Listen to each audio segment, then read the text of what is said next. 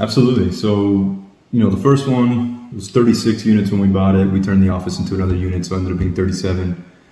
Learned a lot on that deal. One thing I learned was I didn't want to do anything under 100 units after that because I couldn't have the proper staff on site, and that makes things a little more difficult. I also learned it was sort of the proof of concept, right? With the education I had and the knowledge and the experience, I was pretty sure I could do it, right? But that one deal let me know that, hey, I can definitely do this. I can execute. So I kind of gave the confidence to keep going. Like you mentioned, the next one was over 200 units. It was about 216 unit.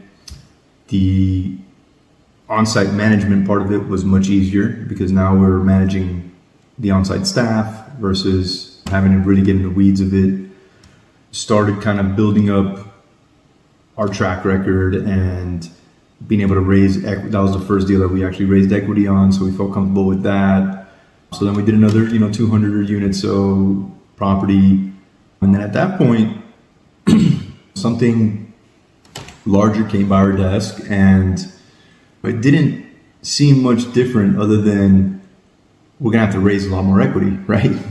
The management part of it was 5 properties where roughly they were, in the 200, 300 unit range. So we felt comfortable with that at that point.